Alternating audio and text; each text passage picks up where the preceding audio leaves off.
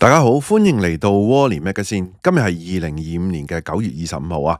呢條係第一條片嚟嘅。今集想同大家講下呢，美國聯儲局咧減息之後呢，原來全球地產投資咧有機會再度升溫啦。但係咧，香港同埋中國大陸嘅市場咧，似乎咧面對一啲結構性同埋地緣政治嘅挑戰啊。未能夠咧全面受呢個減息嘅受惠添。唔係我講噶，原來咧竟然係南華早報有一篇咧詳盡嘅專題啊。當中咧亦都咧有講下啲專家啊、唔同嘅測量師行啊，佢哋咧就盤點中港嘅問題啊。而且咧，原來第二季咧嗰個地產投資咧大跌45%啊，淨係香港、中國都46%啊。不如去片啦，詳細同大家咧一路咧報道，一路咧討論呢件事啦。喺開始之前，希望大家免費訂閱我頻道 ，subscribe 我 channel，comment like 同埋 share 埋俾你朋友啊。如果可以嘅話咧，免費 join 埋我 Patreon 作為後備。行有餘力嘅話咧，可以喺 Patreon 嗰度咧每個月請我飲咖啡嘅噃。另外咧，我有一個最高級別嘅會員，有額外嘅內容啊，敏感嘅議題同埋一啲付費嘅內容俾大家嘅。多謝大家。好啦，今集咧呢個議題啦，你真係估唔到啦，竟然咧係由中國公司阿里巴巴咧旗下嘅媒體南華早報啊，講呢單嘢嘅，佢做咗一篇咧詳細嘅文章講呢單嘢啦，會同大家咧一路討論噶吓。佢話咧今個9月美國聯儲局咧第6次公開市場委員會嘅會議上面咧就決定咧減息1/4厘，即係25個點子啦。將利率咧調整到4厘至到4厘25嘅區間啦。呢次減息咧早已經喺市場預料之內噶啦，亦都係咧被視為一個咧新嘅減息週期開始。估計咧一路會減到去出年嘅，係嘛？估計係咁估計啦吓，即係睇下啲通脹啊、其他嘢嗰啲啦，係嘛？啲石油嗰啲價格又飛升啦，而家係嘛？又俄羅斯關係緊張啊，美國咧特朗普喺聯合國嗰度咧同俄羅斯咧硬起來喎，呢個真係要睇睇啦。by the way， 香港咧減息咗1/8厘啦。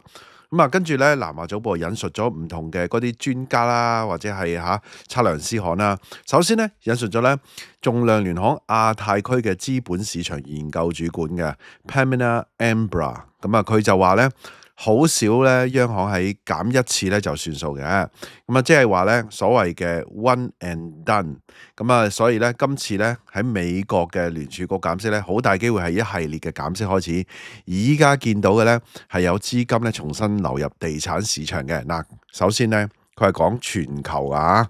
跟住後面先係講香港嘅，但係咧呢篇報道咧係9月23號、22號噶。不過咧呢個咁嘅說法咧係未反映到Trump 喺9月24號聯合國大會嗰度咧演講，同埋咧嗰個關係緊張，同埋其後嘅即係石油價格咧急升嘅。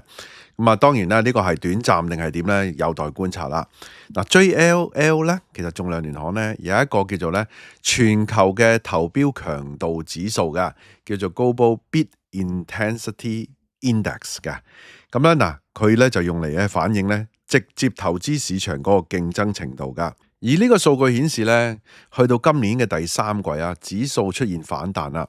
即係喺特朗普咧1月重返白宮之後咧，第一次錄得改善嘅噃。之前咧因為特朗普對多個嘅貿易夥伴咧加徵關稅啊。而且係幾重嘅關稅係嘛？第二季咧，全球經濟咧嗰個前景就不明朗啦，投資氣氛亦都低迷。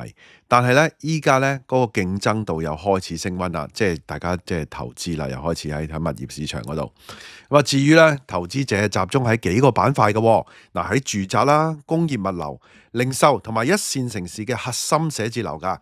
不過咧，仲量聯行咧，佢就冇點名咧具體邊啲城市啦。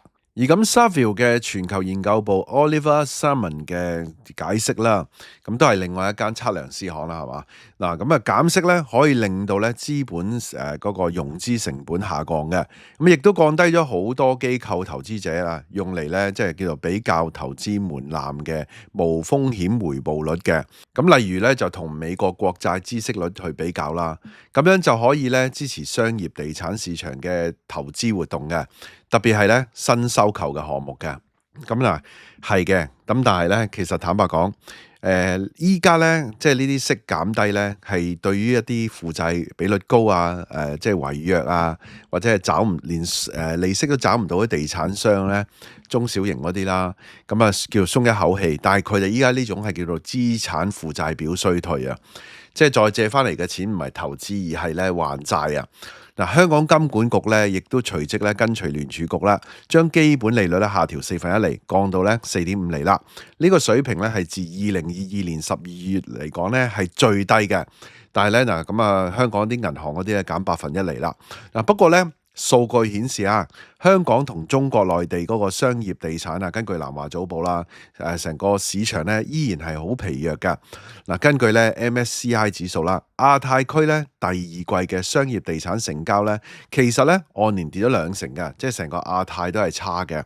咁啊得返咧318億美元㗎。而咧10大主要嘅市場之一咧，香港同埋中國咧嗰個表現咧，仲要係最差嘅添㗎。嗱，香港方面咧，第二季嘅成交額咧，只係得9億美元嘅啫，按年咧大跌45%，咁啊仲係咧2008年金融海嘯以嚟咧最低嘅水平㗎。咁啊講香港先啦，其實依家咧大家嗰啲地產商咧係咁拋售樓，啱啱呢條片對上一條咧，佳明又拋售啦，嗰啲數據中心係嘛，湯文亮又拋售啦，好多人咧都喺度拋售緊啦。咁啊啲銀行銀主盤又拋售啦，講緊啲商業房地產啦係嘛。咁啊嗱，而佢嘅成交又咁低，即係拋售得嚟咧，唔係好有人接貨啦。嗱，上一集都講啦，竟然咧市建局嗰個鋪咧係要政府咧用錢去接貨，仲要咧腰斬咗一半咁誇張嘅。咁你就可想而知嗰個情況去到幾嚴峻啦。嗱，依家睇埋咧，原來佢成交額度係2008年之後最低嘅咯。嗱，至於內地都唔好過啦，當然啦，係咪？第二季地產嘅投資額度咧跌到45億美元啫，咁啊按年咧係減少咗46%，呢個係成個國家45億美元啊。咁啊當然啦，大陸咧係連埋住宅嗰個房地產咧都差嘅，咁啊香港住宅咧好似咧有少少有啲人話築底，有啲人話回暖啊，好似好翻啲咁樣。但係咧，我後面先會講啊，嗰個住宅市場咧，其實係咪真係咁好？又係咪點解會仲係冇商業地產咁差咧？有好多原因夾硬嚟嘅，有啲係嚇。嗱，講到香港市場嗰個挑戰啦，咁啊南華早報咧都訪問咗 Morningstar 嘅分析員叫做 Jeff Zhang 啊，咁啊佢認為咧，雖然啊減息令到融資成本降低，加上咧資本化率回落啊，未來幾個月咧香港嘅商業地產成交咧可能咧會輕微改善噶啦，但係咧市場上咧寫字樓供應仍然係過剩啊，越嚟越多啊，係啊，我上一集都有講啊，即係講到一啲地區嘅供應係嘛，即係香港東嗰邊咧都好誇張啊，空置率去到2成添，咁啊會繼續咧對資產價格咧造成壓力啦。咁啊佢仲提到咧，即使有部分嘅投資者咧，可能會趁機會咧將資金投入香港。呢個咧南華早報咁講，咁啊其實咧嗰啲叫做咩走資啊嘛，走資啊。但係咧中國嘅利率政策咧一向咧就比較獨立，再加上咧資金流動管制仍然嚴格，嚴格還嚴格。咁啊，貓有貓路，蛇有蛇路，鼠有鼠路，陽光有陽光渠道，有林林種種嘅方法啦。咁啊，唔喺呢度特別介紹啦。即係之前我都有啲片有講過嘅，即係花式走資。對於資金自由流入咧，都仲有限制。當然啦，今天都仲有自由限制，但係已經喺個私人住宅嗰度咧，已經有3成啊，3成大陸人啊，3至4成添啊，有啲盤仲超過一半添。咁啊，國內嘅資金，如果唔係咧即係講緊住宅嗰個跌得仲犀利啦。咁啊 Savills 嘅 Oliver Salmon 啊，咁啊佢話減息咧，當然能夠咧明顯舒緩中港地產嘅部分壓力啦，成個市場係嘛？但係咧唔係靈丹藥嚟㗎，唔係萬靈藥。咁啊，因為咧市場背後仲有更加大嘅結構問題啦，令到嗰啲機構投資者咧未敢輕易入市，所以咧佢哋仍然會繼續咧保持審慎嘅態度㗎。咁我就想話咧，你同住宅唔同嘛，住宅啲人去走資，佢嚟買完之後佢賣翻出去，跟住啲錢可以攞去外國，然之後就話俾人聽咧係賣樓所得啲錢係嘛，資金來源嘛。但係咧機構投資者嘅玩法就唔同啦，咁啊變咗咧商業房地產咪跌得更加犀利、更加厲害咯。咁啊，仲量聯行嘅 Pamela 咧，佢就話咧，雖然依家資產價格同埋嗰個價值啦，咁啊早已經咧係因為咧需求疲弱咧同埋供應過剩咧，已經作出咗好多調整噶啦。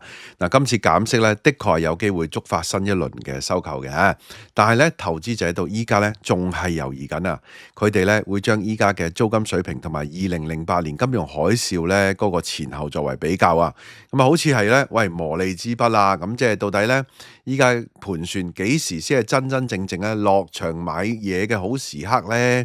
咁啊，但係嗱頭先就話供應過剩，仲有係咩啊？仲有啲地緣政治啊，呢啲結構性嘅問題啊，咁啊特別係美國咁啊俄羅斯啦，咁啊又話中國又話要即係加關稅，又話因為咧資助俄羅斯，又話同俄羅斯買油啊等等啦，又咧串連埋歐盟喎，而歐盟咧咁啱咧又係對住中國又硬起嚟啊，又大家好似未傾掂咁樣喎，咁所以咧呢一系列咁樣嘅問題咧，似乎咧仲未解決到今天要面對嘅即係個經濟嗰個問題啊！依家淨係單天保至尊咧，就靠咧大陸人咧推過嚟咧香港買樓，同埋咧大陸公司咧嚟香港攞錢集資咁樣係咪 IPO 咁樣？但係咧，亦都呢樣嘢咧，能唔能夠多過即係個地緣政治結構性嗰個問題咧？咁你睇下巴菲特咧都全沽清晒啲比亞迪啦，係嘛？咁啊，所以咧就即係講明話地緣政治嘅問題之一添啦。即係上一次我都有講過噶啦，應該係金融時報嘅報導嚟嘅，係啦。好啦，咁啊佢主要咧係講商業地產嘅。咁啊睇翻咧即係住宅地產，咁有啲人話全世界都差，全世界都跌，全世界都差。咁其實咧我哋睇下係咪真係全世界都差？嗱呢個咧依家呢個係澳洲嘅。咁啊，澳洲嘅 house 同埋 unit 啦，咁其實咧都係講緊係依家係都係歷史高位咁上下嘅，有回咗好少，咁但係都係即係呢輪啊，即係舊年今年咧都係喺個歷史高位嗰度徘徊嘅。咁啊嗱，呢個就係佢唔同 size 嗰個價錢啦，唔應該係唔同價錢，佢唔係用 size 嘅樓價啦。除咗佢好大隻、好貴嗰啲樓之外咧，係即係比起即係2022年係跌咗少少之外咧，其他咧都係升嘅嚇。咁你見到其實2022跌到2023之後咧，個大嗰隻咧都升緊嘅嚇，其他嘅都係基本上都係咧係升嘅。嗱呢個咧就係英國啦。咁啊呢個咧就去到2024，就25咧就有少少回翻少少，但係咧都係徘徊喺係嗰個歷史高位咁上下個價，即係嗰個價錢嘅嚇。咁記得舊年都有講話，去到12月咧一路升到係歷史高位嚟嘅12月，即係舊年12月，今年回翻少少，但係其實都係喺個高位嗰度徘徊。咁所以佢頭先嗰篇文章就講商業地產啲，即係其實咧如果嗰個減息咧，亦都會令到嗰個住宅嗰方面咧就係即係會即係刺激嘅，即係同商業一樣啦。嗱呢個係新嘅，去到25年第一季啦。呢個依家嗰個俾大家睇到嗰個。咁啊加拿大都係啦，加拿大都係咁上下啦，幾個國家都係啦。咁美國都係啦，但係我唔逐個講啦。咁啊香港咧，其實香港咧就跌咗落嚟好多啦嘛。但係因為之前亦都升咗好多啦，係嘛？咁啊最近咧就有啲回翻少少，升翻少少。全年咧升咗呢個講緊住宅私人住宅。全年今年即係回翻少少之後咧，升到有1.27%㗎啦。但係港匯咧應該係去到上個禮拜係嘛？其實咧港匯就跌咗4.1%咁上下嘅，港匯指數跌咗4.1%。咁啊因為美匯跌啊嘛，係嘛？咁啊大概係咁啦。咁香港。真係得來不易啦，升呢1.27%，因為舊年係跌咗好多嘛，係嘛？即係唔係舊年，應該係嗰3年跌咗好多啦，5年跌咗好多啦。咁其實咧，點解跌得咁少，又保持翻話依家上翻1.27咧？其實做咗好多嘢，切咗辣啦，係嘛？咁跟住咧，又將好多大陸人推過嚟啦，咁即係變咗咧，依家有3-4成係大陸人買樓，咁加上咧推好多學生嚟讀書令到個租金需求好犀利嘅情況，咁有咁多樣嘢一齊推出嚟，全部都係咧好犀利嘅大招咧，都係講緊咧未上翻之前個位啦，係嘛？都係跌咗大概係3成左右啦，咁樣咯。咁但係起碼咧就比呢個商業地產咧冇跌得咁慘烈啦。嗱，好啦，今集內容差唔多啦，大家有咩睇法咧？不妨喺下低留言啦。大家都聽到嚟呢度啦，希望大家 like 埋呢條片啦 ，share 埋俾朋友，記得未 subscribe 嘅要 subscribe 埋啊！可以嘅話 join 埋我 Patreon啦，多謝收看，拜拜。